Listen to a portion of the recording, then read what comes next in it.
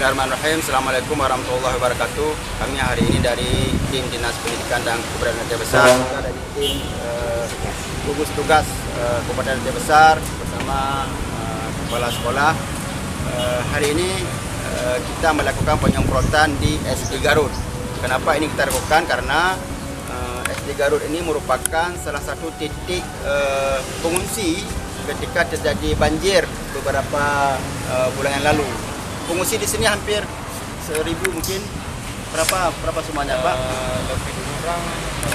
Lebih kurang 600-an. Jadi banyak pengungsi yang menempati di sini hampir beberapa hari. Maka hari ini ketika proses pembelajaran akan kita mulai, terutama PPDB, pengisian rapor dan persiapan proses pembelajaran nantinya di 13 Juli, kita hari ini melakukan penyemprotan.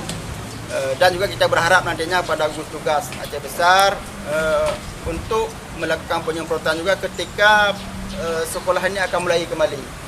Kita berharap memang selama ini kita masih menerapkan sistem daring dan luring, tapi berharap nantinya setelah kita ditetapkan sebagai zona yang aman, zona hijau, kita bisa melakukan pembelajaran yang tatap muka. Karena memang sistem daring ini kita masih banyak mendapatkan kendala. Walaupun memang kita menerapkan beberapa metode daring, yaitu lewat online, juga metode luring.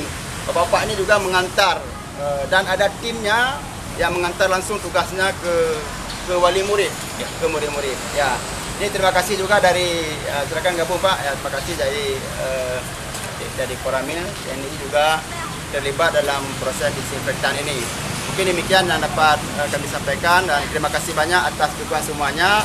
Dan sekali lagi adalah pendidikan itu tanggung jawab bersama. Tidak bisa dipikulkan hanya pada beberapa orang, tapi semuanya harus terlibat demi anak-anak kita. Demikian, Assalamualaikum warahmatullahi wabarakatuh. Waalaikumsalam.